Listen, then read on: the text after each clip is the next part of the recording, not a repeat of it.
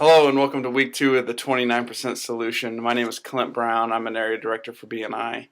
And I thought it'd be fun to just get together on a weekly basis and talk about Dr. Evan Misner's book, The 29% Solution. Again, if you would like to leave a video comment, I would appreciate it. This is great material if you're an education coordinator and need something fresh each week. This book is designed to have a new lesson each week for 52 weeks. And this is what it looks like. 29% Solution. And this week we're on week 2, and this week is about blocking out time in your network. And surprisingly, most people see networking as this extracurricular activity. It's something they do at a chamber mixer once a month or every couple of weeks. But master networkers and great salesmen block off time each and every week in their schedule to do this.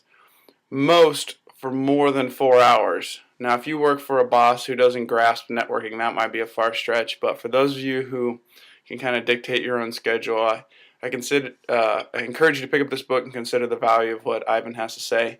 There's some questions in here I thought I would read to you and give you a couple of pointers for the week. But these are questions to ask yourself, and these are right here on page 23.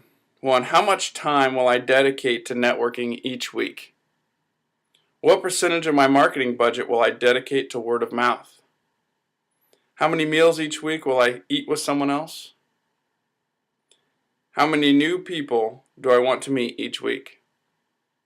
And what other methods will I use to generate new business?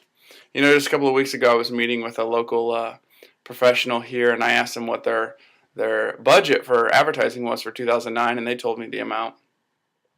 And I said, well, where does all your new business come from? And they said, well, all of our new business comes from our existing clients.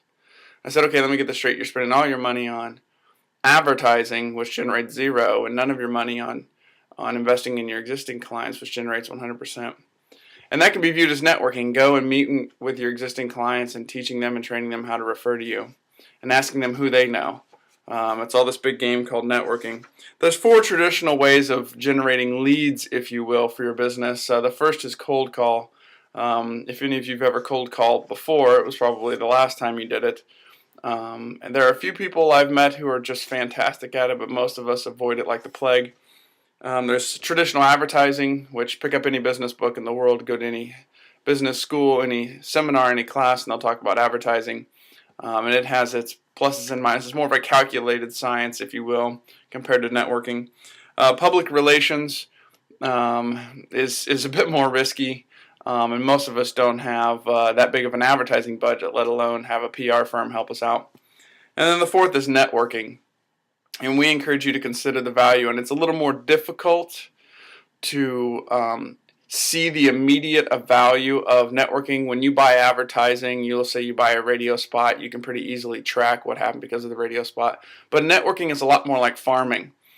You know, up here in South Dakota, there's a lot of farmers around, and you know, they plant all different crops, soybeans and corn and stuff all over the state.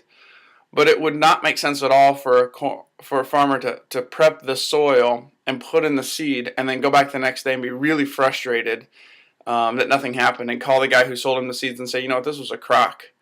I put these seeds in just like you told me, and here it is the very next day and nothing's going on.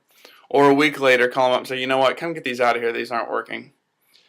Any good farmer knows that you plant the soil, or you prep the soil, you plant the seed, you tend to it, and then little sprouts happen, and then here in a few months you'll have a crop that will take you days around the clock to harvest. You'll have silos and grain bins full from your work, and networking is a lot like that. You've got to invest little seeds, plant little seeds in people you know, and then you've got to keep working that network. It's called network for a reason. But the day of harvest will come. It's surprising how often this happens. You know, 2 years ago, I spent time with a kid and taught him how to use Craigslist to market his business.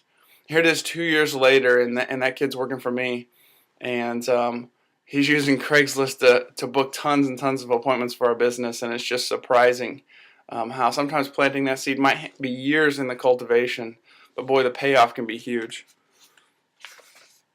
So I want you to consider as you move forward this week, what I'd like for you to do is, right after this video, I want you to get out your PDA. It could be your your Palm Pilot or your iPhone or whatever you use.